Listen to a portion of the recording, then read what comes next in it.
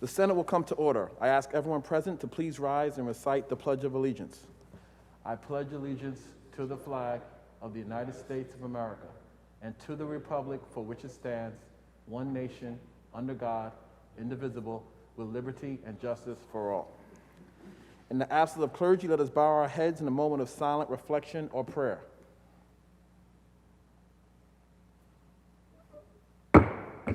Reading of the journal. In Senate, Monday, January 11, 2021, the Senate met pursuant to adjournment. The journal of Friday, January 8, 2021, was read and approved. On motion, Senate adjourned.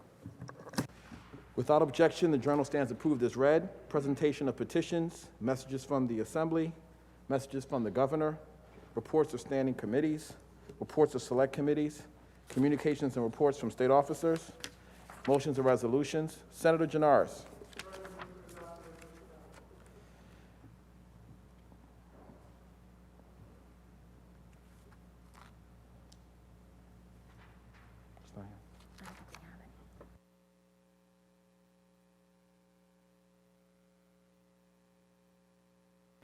All in favor of adopting the resolution calendar, please signify by saying aye. Opposed, nay. The resolution calendar is adopted. Senator Janaris. At this time, can we take up the calendar, Mr. President? The Secretary will read. Calendar number 10, Senate Print 514 by Senator Sepulveda, concurrent resolution of the Senate and Assembly proposing an amendment to Section 15 of Article 6 of the Constitution relating to the New York City Civil Court.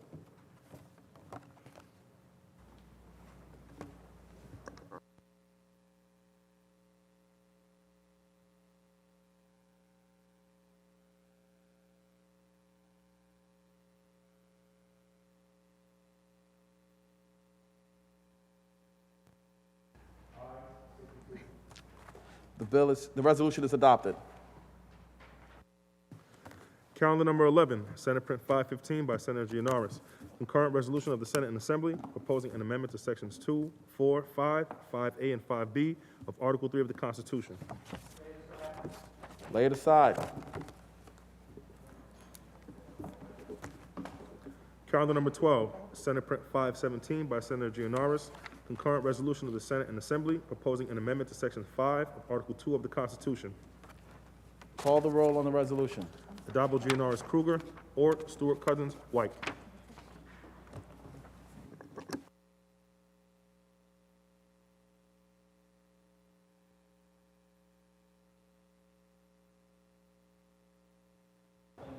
Yes, thank you, Mr. President. On Senate 517, I concede that it is paramount that all voters have the opportunity to participate in the election process. However, as with the package that we approved yesterday as well as today, this legislation represents an enormous administrative burden and fiscal burden on our Board of Elections and our counties. Also, an enormous burden on the poll watchers as well as the voters themselves. With no dedicated increase or specific stream of funding, how are localities supposed to handle such a vast increase in voter participation? Minnesota, which is 1/4 the size of New York, had 350,000 people show up to register and to vote on Election Day. If you use that same math, that's 1 million people who will come on Election Day to register and to vote. The purpose of the current 10-day period is to ensure the accuracy of the voter rolls and to avoid errors. The reality of the situation is that our boards of elections rely on this time period to process and validate and ensure the accuracy of the registration information. It is incumbent on this body to ensure that our local officials have the ability to do so, to give those guarantees, provide those guarantees, without interjecting any chaotic elements into the election process. For these reasons, I will be voting against Senate 517. Thank you, Mr. President. Senator Rath to be recorded in the negative. Announce the results. In relation to calendar 12, those senators voted in the negative are Senators Akshar, Borrello, Gallivan, Griffo, Jordan, Lanza, Martucci, Matera, Oberacker, O'Mara, Ort, Rath, Ritchie, Sereno, Steck, Tedisco, and White. Ayes 45, nays 17. The resolution is adopted. Calendar number 13, Senate Print 528 by Senator Jackson. Concurrent resolution of the Senate and Assembly proposing an amendment to Article 1 of the Constitution. Lay it aside. Oh, we already leave.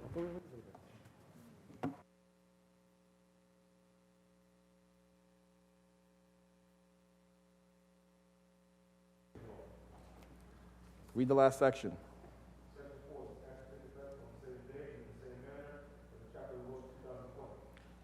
Call the roll. Announce the results.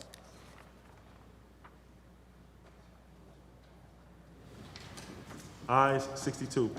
The bill is passed. Calendar number 35, Senate Print 882 by Senator Prasad, an act to amend the Social Services Law. Read the last section. Section 3, this act shall take effect immediately. Call the roll. Addabbo, Norris, Kruger, or Stewart Cousins, White. Announce the results. Ayes 62. The bill is passed. Calendar number 48, Senate Print 895 by Senator Liu, an act to amend the Insurance Law. Read the last section. Section 2, this act shall take effect on the same date and in the same manner as the chapter of the laws of 2020. Call the roll. Addabbo, Norris, Kruger, or Stewart Cousins, White. Announce the results. Ayes 62. The bill is passed. Calendar number 52, Senate Print 899 by Senator Serrano, an act to amend the Environmental Conservation Law. Read the last section. Section 2, this act shall take effect on the same date and in the same manner as the chapter of the laws of 2020. Call the roll. Addabbo, Norris, Kruger, or Stewart Cousins, White.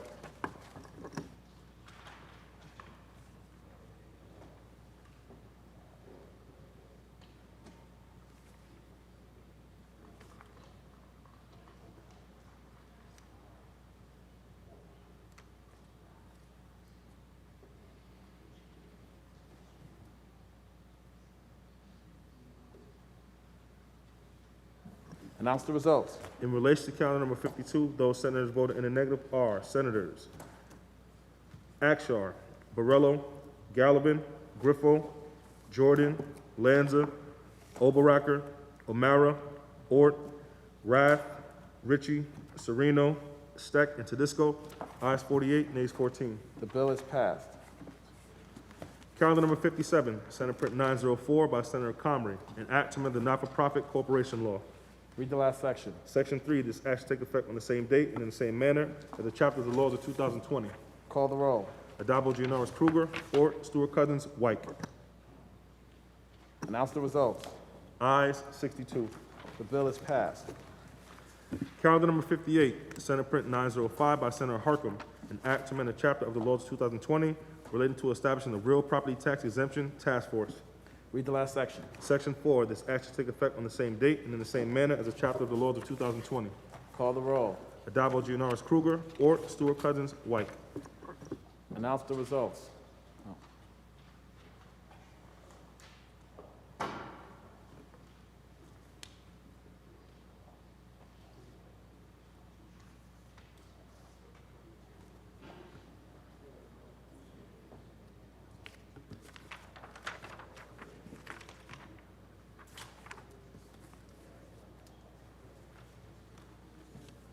Announce the results.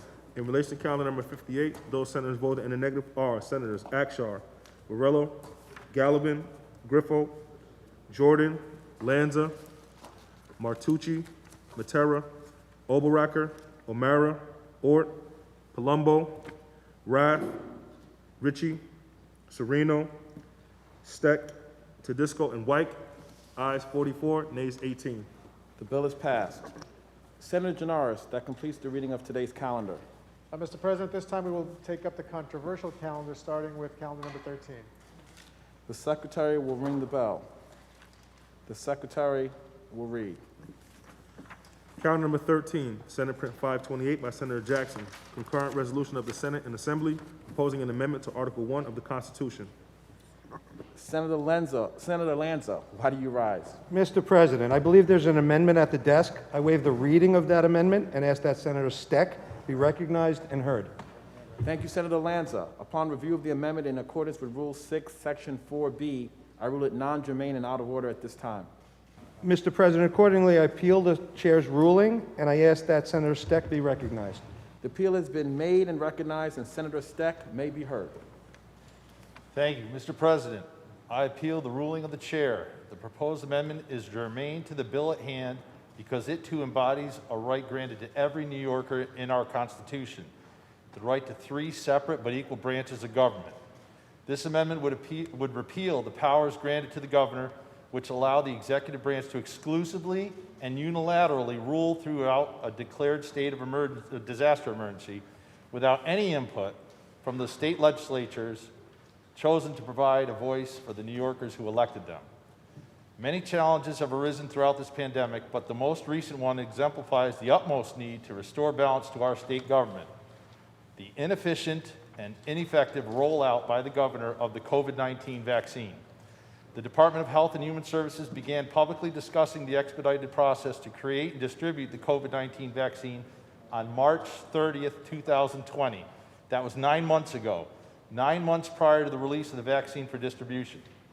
While counties have had plans in place for decades on how to effectively execute such an undertaking, the governor ignored this infrastructure and instead used the power of the executive order to take full control of vaccine distribution. He first chose to put hospitals in charge of distributing the vaccine, the same hospitals we are trying desperately not to overwhelm. Each day, a new announcement, a new executive order. He has touted that we have relied on the science and data to combat this pandemic, yet refuses to collaborate with those more knowledgeable to ensure the most effective and expedient distribution of the most important undertaking of our generation. The failure of this vaccine distribution rollout is inexcusable and completely avoidable. New York has faced insurmountable challenges in the face of the COVID pandemic, yet we have seen firsthand that exclusive authority and control only sows more chaos and confusion. We must take this opportunity to restore balance in our democratic process and in return governance based in collaboration and equality as intended. In short, the legislature must stop advocating our constitutional authority and obligations and reestablish ourselves as an independent, co-equal branch of government as the Constitution of the State of New York requires.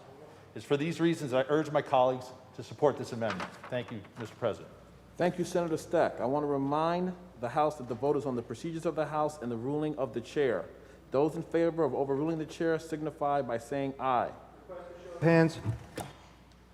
And we've agreed to waive the show of hands and record each member of the minority in the affirmative on this vote. Without objection, so ordered. Announce the results. Ayes 20. The ruling of the chair stands and the bill in chief is before the House. Senator Borrello on the bill. Thank you, Mr. President, on the bill. First of all, let me say that I agree with the sponsor in the aspirational goal that we should all have clean water and fresh air. My opposition to this bill today is merely on the unintended consequences this bill may have, including opening up a Pandora's box of litigation. However, I do agree, absolutely, that we need to be focused on clean water and clean air. But those are just goals. Right now, we have a serious issue facing us here in New York State. Our governor is looking to place industrial wind turbines in our freshwater lakes. These massive structures made of steel and concrete and plastic and that are forged in foreign countries under horrific conditions will be placed in our Great Lakes, Lake Erie, where I live, Lake Ontario, and could be placed in every freshwater lake in New York State unless we act to stop this. So I'm appealing to everyone who supports this bill, everyone who supports clean water and fresh air, that we do not allow this crony capitalism agenda to harm our fresh water. Lake Erie alone is a source of drinking water for more than 11 million people. Across this state, from the Great Lakes to the Finger Lakes, we rely on our freshwater lakes for our drinking water, for supplying our businesses with needed water. The Great Lakes are the largest source of fresh water in the world. 20% of the fresh water in the world is in the Great Lakes, in our backyard here in New York State. And we are going to threaten it for a political purpose. I'm not opposed to renewable energy. I am opposed to destroying our Great Lakes, the quality of life, having a negative impact on the environment and the ecology in order to serve a bogus, politically driven agenda. So those of you that are in support of this, I commend you, and I also ask you to stand with us as we push back against this deadly and dangerous push to put industrial wind turbines in our freshwater lakes, which, by the way, is not done anywhere else in the world. I do not want to be the guinea pig for something that could be disastrous and have a disastrous impact on so many New Yorkers. Thank you, Mr. President.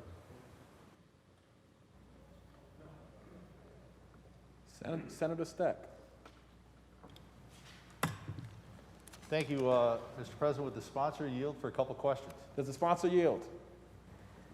Sure, sponsor will The yield. sponsor yields. Senator, a couple quick questions, if I may.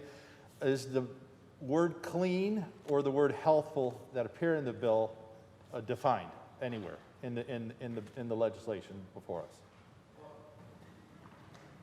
In response, Mr. President, clean and fresh water is, in my opinion, a human right, a right for all of us in our state, in our country, in our world. And obviously, it's not defined in the Constitution and in this amendment, but that issue, if necessary, to be defined, will be defined by advocates and people that it negatively or positively affect. That's what the discussions that have to take place. Just like in the campaign for fiscal equity, the Constitution of the state of New York said that everyone is entitled to a sound basic education, where the highest court in the state of New York said equated a sound basic education to an adequate education.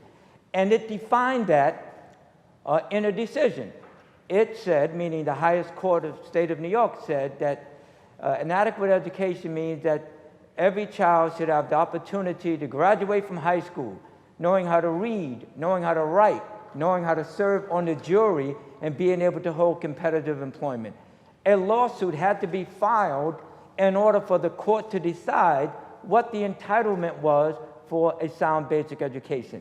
I hope that that's not the case in defining clean water and clean air, but if necessary, then that's what has to happen. So I am hoping that we, the people, will come together and make sure that everyone is protected to have clean air and clean water. I hope that's the case.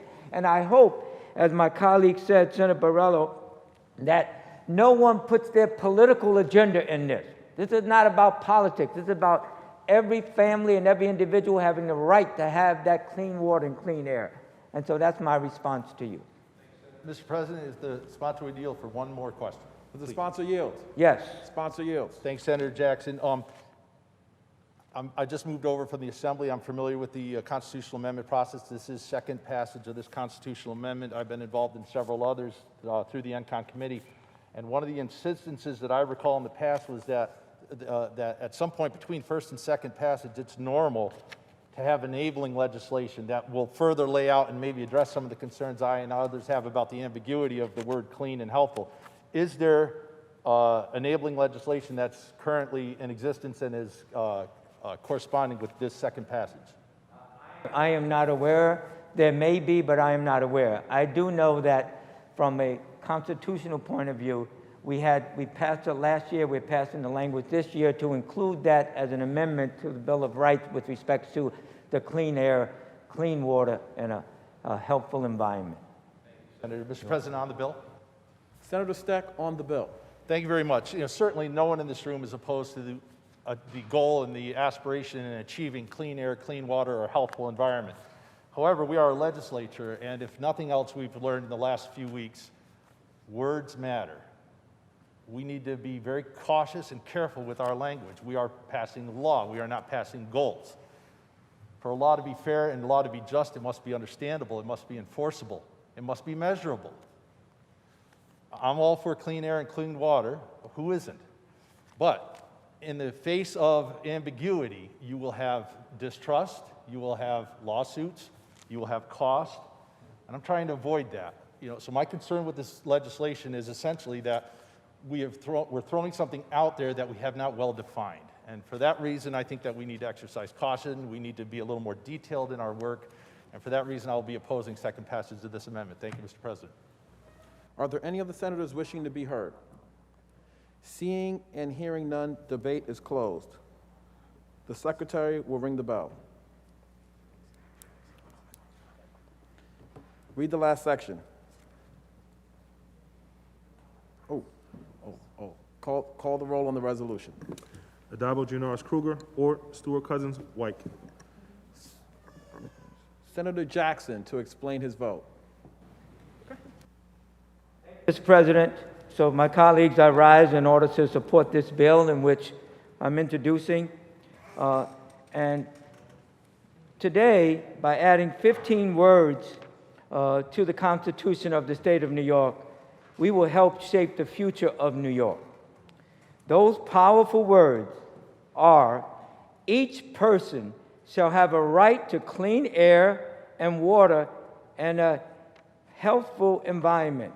You would think that I shouldn't even have to say that we include that. Adding this amendment to the current New York Bill of Rights will provide important protections that advance environmental justice. I hope these rights will soon be constitutional rights for all New Yorkers and will safeguard our ability to sustain healthy lives and economies. New Yorkers will finally have the right to take legal action for a clean environment because it will be in the state constitution. And we will finally have safeguards requiring government to consider the environment and our relationship to Mother Earth in the decision-making process. Many hands have helped shape this bill through the years, and they deserve great credit for their advocacy, wisdom, and persistence. And I thank you to these fine organizations such as Environmental Advocates of New York, the Adirondack Mountain Club, For the Generations, Delaware River Keepers, and We Act for Environmental Justice. This would not have happened without them. And we won't win a constitutional victory here without all of us coming together and bringing forward this powerful message to our communities. And I agree with my colleague. This should not be a political agenda on anyone's part. It should be for the betterment of all of the people of our great state. And that's my goal and objective. And so I look forward to working together to make environmental justice a reality for every person in our state. And I vote aye, Mr. President. Senator Jackson to be recorded in the affirmative. Senator May to explain her vote. Thank you, Mr. President. Yesterday, we took up issues about the right to vote. And last month, we talked about the right to having a house, a roof over your head. But none of these rights make any difference if you don't have the right to drink clean water and breathe clean air. For too long, we have treated these as privileges. And because they've been treated as privileges, they have been denied to some of the people least powerful among us, including many children, people living in poverty, and many communities of color. They find themselves burdened with environmental health risks that the rest of us can barely imagine. My district lies in the ancestral lands of the Haudenosaunee Confederacy. The Haudenosaunee Confederacy is a system of governance and based on a worldview that always considers the effects of your decisions on 7 generations to come. The Haudenosaunee Confederacy was also the basis for the design of the United States Constitution. But sadly, we left out the fundamental underpinnings of that worldview that have made the Haudenosaunee Confederacy so successful over the years. I am very proud to support moving our own understanding of the rights of New Yorkers closer to that traditional view that the Haudenosaunee have given to us, and I proudly vote aye. Senator May to be recorded in the affirmative. Senator Hinchey to explain her vote. Thank you, Mr. President. As a new senator, I am honored to co-sponsor this bill, and I thank my colleague, Senator Jackson, for bringing forward this constitutional amendment guaranteeing New Yorkers the right to clean air, clean water, and a healthful environment. I believe we can all agree that access to clean air and clean water should be a basic human right. And yet in 2020, many places across my district and across New York State in general, people are suffering. They're suffering with poison water sources and aging infrastructure that contaminates their water, leaving them sick and with no other option than to purchase and use bottled water. This is unacceptable. It's clear that to date, we have not done enough to protect our environment or the people that live here. I am proud that one of my first votes as senator is to codify these basic rights into our state constitution. New Yorkers deserve access to clean water, clean air, and a healthful environment. By making it a part of our Constitution, we get one step closer to making sure that this is true for all residents of our state, and can more seriously work to ensure that the great resource of our environment is protected for years to come. This constitutional amendment is critical to the health and safety of New Yorkers and is a needed step in combating climate change. And for these reasons, I am proud to be here to vote aye on it today. Senator Henchy, to be recorded in the affirmative, announce the results. In relation to calendar 13, those senators voted in the negative are Senators Akshar, Borrello, Gallivan, Griffo, Helming, Jordan, Oberacker, O'Mara, Ort, Rath, Ritchie, Sereno, Steck, and Tedisco. Ayes 48, nays 14. The resolution is adopted. The secretary will read. Calendar number 11, Senate Print 515 by Senator Gianaris. Concurrent resolution of the Senate and Assembly proposing an amendment to sections 2, 4, 5, 5A, and 5B of Article 3 of the Constitution. Senator Palumbo. Thank you, Mr. President. Will the sponsor yield for a few questions, please? Does the sponsor yield? The sponsor yields. Thank you, Senator, and Happy New Year. Good morning. I just have a few questions regarding the need to bring this amendment, and that the Redistricting Commission was established in 2020, has been existed for almost a year now, and the state budget provides that compensation and reimbursement of expenses would be provided to them. Can you tell us how much money, if any, has been appropriated for the commission as of today? I know there's been concerns about the money not flowing quickly enough, and I share those concerns. So I don't know what exact amount has been allocated thus far, but I agree that it should start flowing so the commission can do its business. Now, this commission, of Senator course... Palumbo, each yes. question, Would the, Mr. President, would the sponsor yield for another question, Does please? the sponsor yield? Yes. Sponsor yields. And thank you again, Senator. And as far as this commission is concerned, that they have the opportunity to vote on the district maps and redistricting by 7 of 10 members. And we've added a new provision now that I'll read, adds Section 5B to Article 3 of the Constitution, which states, if the commission does not vote on any redistricting plan or plans for any reason, by the date required for submission of such plan by this article, the commission shall submit to the legislature all plans in its possession, both completed and in draft form, and the data upon which such plans are based. Could you tell me the need for that particular provision?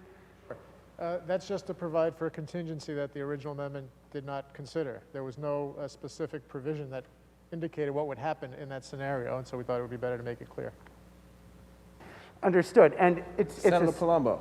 Would the sponsor yield for another question? Does the sponsor yield? Yes. Sponsor Yes, yields. thank you again, Senator. I'm trying to get used to the rules in the new house, you know, from being down the hall for many years. Thank you again.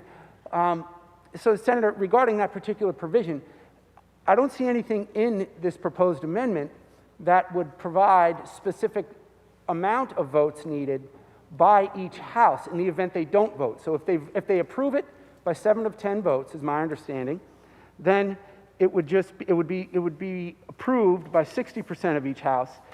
If they cannot reach 7 of 10 votes, then it was 2/3 of each house would have to override that or ultimately adopt the map. So my question to you is, if they don't vote at all, I don't see any provision that would indicate what the specific vote by the houses would be needed. Is it a majority?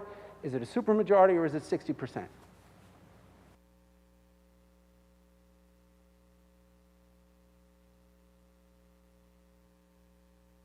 The existing language, Senator Palumbo, is also silent on that issue, right? The existing language does not provide for this scenario at all, and so we're not trying to tinker with whatever the existing language would have said in that circumstance. We just wanted to provide some guidance to what would happen if the commission fails entirely, doesn't produce a single map by the appropriate vote. Sponsor yield for another question. Does the sponsor yield? Yes. Sponsor yields. You're getting it now, Senator. Thank you again, Senator. And so what would the vote need to be in the event that there is no vote by the commission, the maps are submitted to the legislature? What would we need to pass and approve maps now? What percentage specifically, if you can at least indicate for that intent, please? In that scenario, which again, I think we're all hoping doesn't occur because we hope the commission's able to come to an agreement. But in that scenario, we would be back to passing a piece of legislation like any other, so that would be a simple majority, presumably. So then, would the sponsor yield for one Does more the sponsor question? yield? Yes. Just so I'm clear, so Sponsor then it would be yields. just a simple majority would ultimately approve the map. Yes. Okay, thank you. Would the sponsor yield for another question? Does the sponsor yield? Yes. Sponsor yields. Yes. Now, Senator, regarding the drawing of maps, this somewhat significantly changes the manner in which maps are drawn. The existing manner we've been relying upon for decades. So my concern is, and if you could explain to me or try and alleviate that concern, that once this is ratified, once it goes to a vote, it's certified, the commission will have held public hearings and drawn maps, and then the process will change very quickly, and they need to submit the new maps by January. Can you alleviate those concerns or explain to me why that provision was necessary to change the manner in which we draw maps? Palumbo, thank you for the question. To start with, you make an interesting point that this is changing the way things have been done for decades, and I think the existing standards and processes have led to some of the worst gerrymandered maps the country has seen, which has been a stain on New York in terms of our redistricting process. So for the most part, these change in standards were accomplished in the existing new meaning in the last recently approved amendment in 2014. So a lot of the standards are already changed. I believe the one significant change we make here is to remove the incentive for cities to be divided throughout the state, which has been one of the worst gerrymandered tools used by your predecessors in the majority when they drew the maps.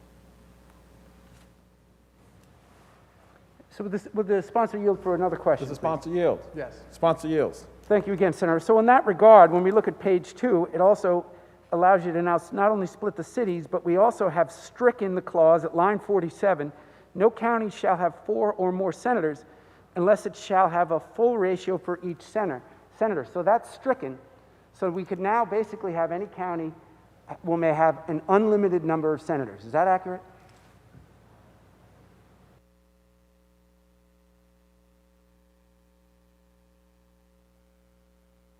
I'm sorry, Senator Palumbo, I was reading the provision while you were finishing your question. Would you mind repeating it? Just in light of the fact that that's stricken, there is no ultimate fallback provision limiting the number of senators per county. So now that that will no longer be in law or in our Constitution, we now have an unlimited number of senators could be apportioned to any county.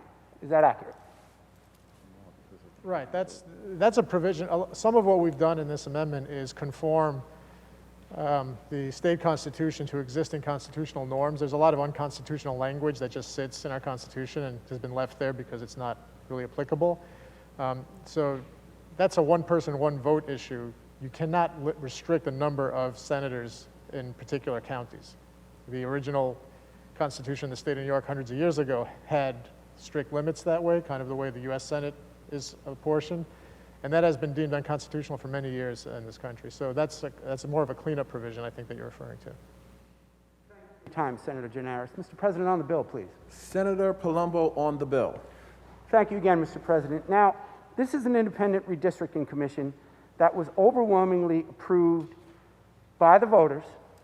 It has not been funded, and it has not acted.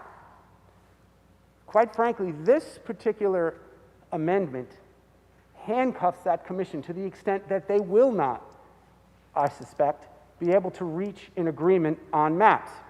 Then what happens? The fallback is it comes to this House and the Assembly, and by a simple majority vote. This is a nuclear option that we have created.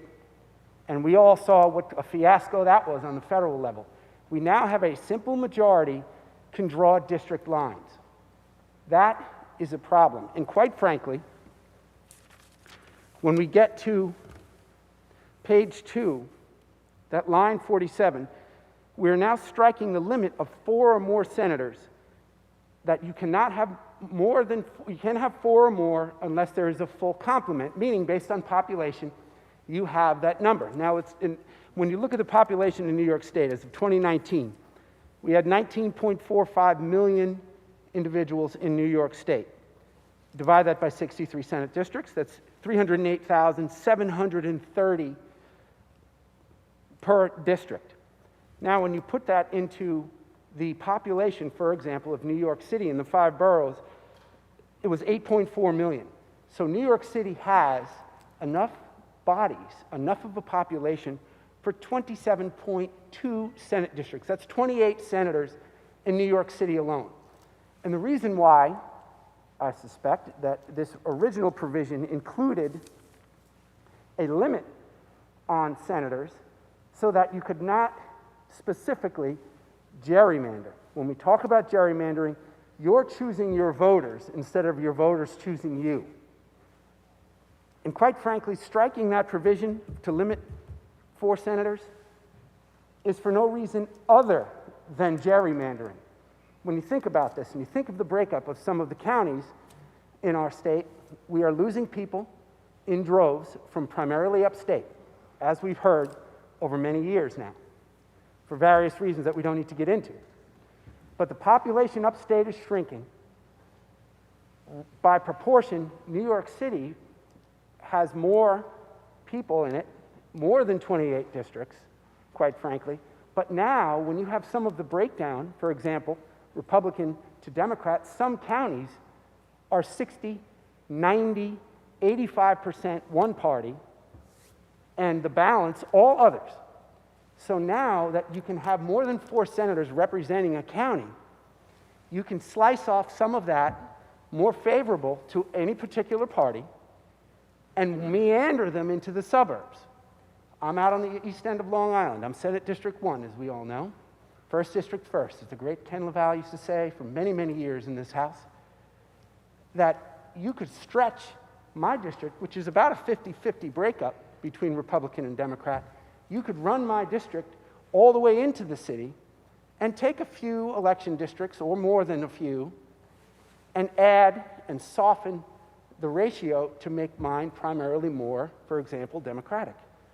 And then the other districts that were essentially 85, 90% Democrat, when my good friends and colleagues who represent those districts go on vacation after the primary, they don't even have a general election that's really contested, they'll soften that district a little to maybe 75% of their party, and then the balance would water down the rest. So, my friends, this is the concern that we have with this bill, that this is clearly, and it may have been done for other reasons, but the unintended consequence is clearly going to allow gerrymandering, which is exactly what we don't want to happen. And the legislature should not be choosing voters. The voters should be choosing us. As a result, I'll be voting in the negative, and I urge my colleagues to do the same. Thank you, Mr. President.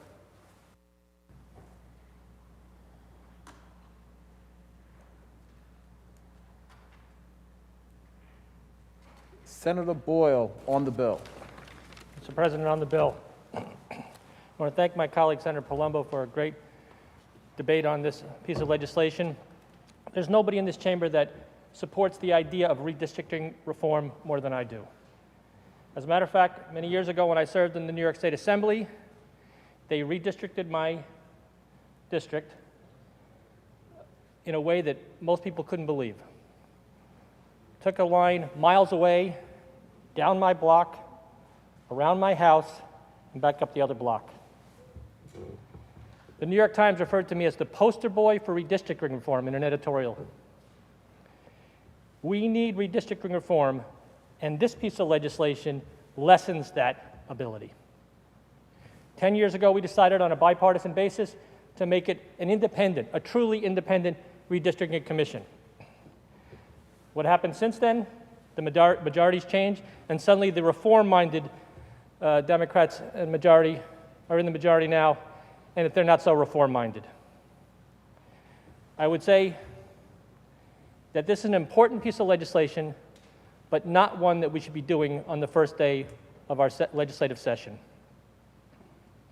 There's an adage that some of my colleagues on the majority side use, read the room. I want to remind my colleagues, it's a metaphor. It's not literal. I think the majority conference in this building, in this chamber, thinks that reading the room means reading the Democratic conference room, and that they all want this bill on this floor today and a couple election reform bills. Reading the room, in my mind, is looking outside of this and what New Yorkers want. Every single one of us have our phones ringing off the hook of our constituents, millions of them, looking for vaccines. It is an utter disaster. Are we here today pressuring the governor to do a better job doing legislation to bring vaccines to millions of New Yorkers? No. We're doing this piece of legislation and some minor election law reforms. Let's read the room. Let's listen to millions of New Yorkers, get vaccines. Mr. President, I vote no. Senator Janoris on the bill. Thank you, Mr. President. I want to address a little bit of what was said here because it's laughable to hear the complaints from the minority, because what they're most upset about is that we're unraveling the grossly unfair redistricting that they have implemented for decades in this state. I have the advantage or disadvantage, depending on your point of view, of having been here long enough to have lived through the last redistricting.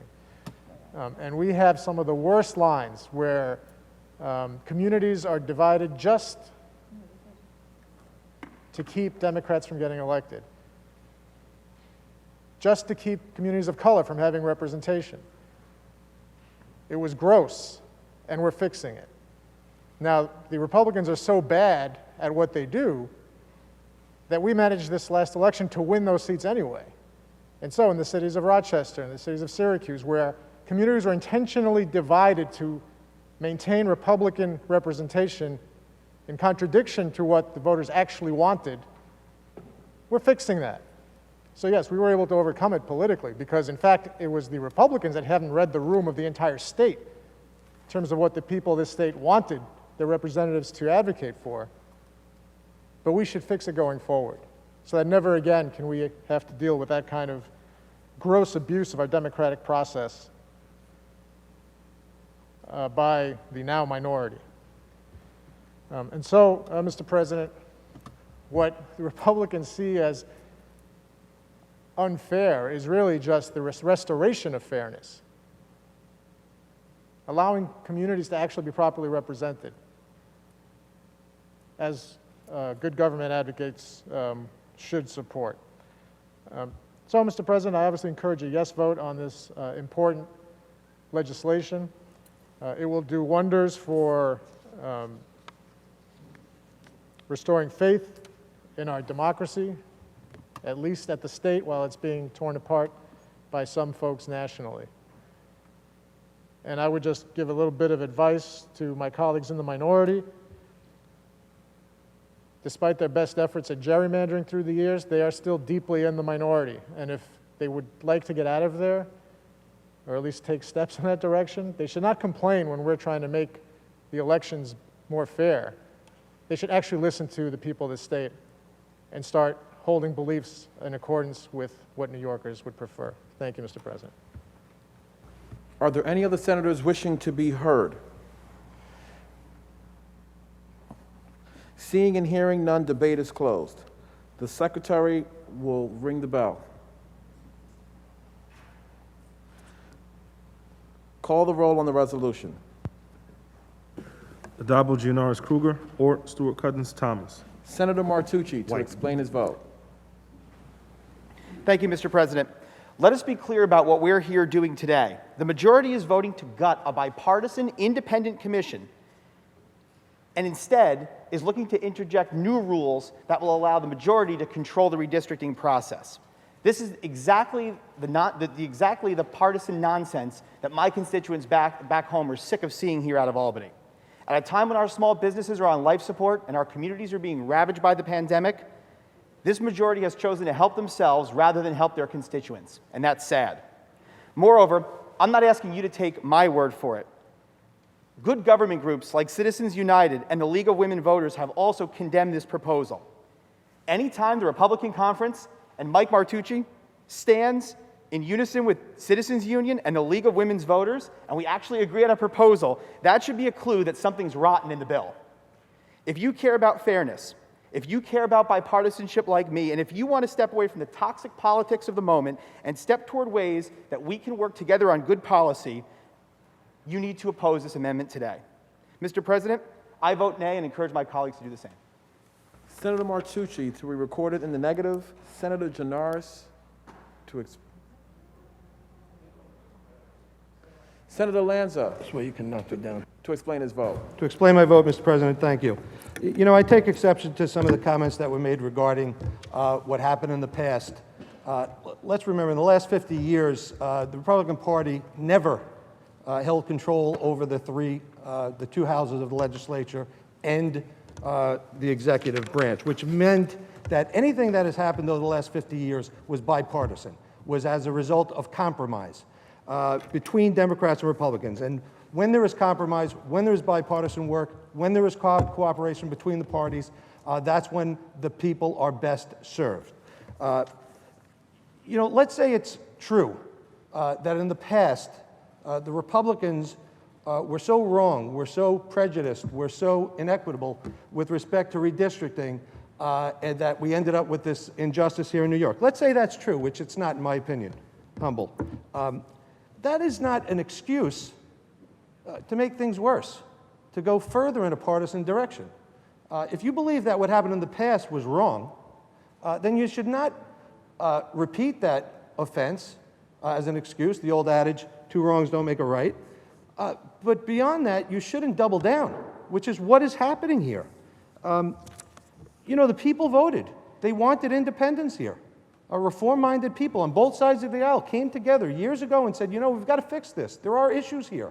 Let's have an independent council do this. And so when we talk about the preference of the voters, we know what it is very clearly. They want independence. This legislation takes us in the opposite direction. And yes, I agree with Senator Gianaris. You have to be careful when you talk about majorities. The tyranny of majority.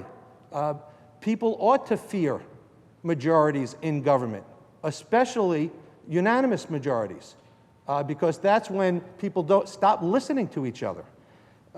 And that's what we see here. We see a move away from independence to a new system where one party is going to make all the decisions. And whether it's the Republican Party or the Democratic Party, that never works out for the people of the state of New York or anywhere else in this country. And so, accordingly, I vote no. Senator Gianaris to explain his vote. President, of course, we're not making this worse, we're making it better. I appreciate that Senator Lanza thinks that removing the unfair obstacles they intentionally put in the way is making things worse. It's making it worse for them, I suppose, because they were building in unfair and anti-democratic advantages, anti-democratic with a small d, into this process. And yes, those that agreed to this amendment almost a decade ago and signed on to it should be criticized. And I criticized everyone, including the governor, when he agreed to it with you. But the tradition in this chamber has been, and in the Capitol, I should say, has been that each house takes care of its own lines and everybody else signs off on it. And so it was not a bipartisan agreement in the sense that the executive and the assembly sat there and drew the lines of the Senate to collaboratively with the senators. They just agreed to whatever you wanted them to do. And so let's just be clear, what we're doing now is actually creating a fair process, actually removing partisanship from this commission, which was intentionally built in as part of that rotten deal almost a decade ago. And I enjoyed Senator Martucci's accidental slip of the tongue when he referred to Citizens United supporting this. Of course, Citizens United is an entity that's known with one of the most anti-democratic rulings the Supreme Court of this country has ever made, allowing free flowing of dark money into our campaigns. I'm sure he meant Citizens Union, but this has been an issue that has divided the good government community. NYPIRG and Common Cause opposed this amendment at the time and support the amendment we're putting forward today. And I believe the good government groups that were supporting it back then thought it was merely the best they can get with an unfair Republican majority driving the train in this House. So this is an improvement. This is something that will create less partisanship and more independence in the process. And I encourage everyone to vote yes, as I am. Thank you, Mr. President. Senator Janaris, to be recorded in the affirmative. Announce the results. In relation to calendar 11, those senators voted in the negative are Senators Akshar, Borrello, Boyle, Gallivan, Griffo, Helming, Jordan, Lanza, Martucci, Matera, Oberacker, O'Mara, Ort, Palumbo, Rath, Ritchie, Sereno, Steck, Tedisco, and White. Ayes 42, nays 20. The resolution is adopted. Senator Janaris, that completes the reading of the controversial calendar. Is there any further business at the desk, Mr. President? There is no further business at the desk. In that case, I move to adjourn until Tuesday, January 19th at 3 p.m., with intervening days being legislative days. On motion, the Senate stands adjourned until Tuesday, January 19th at 3 p.m., with intervening days being legislative days.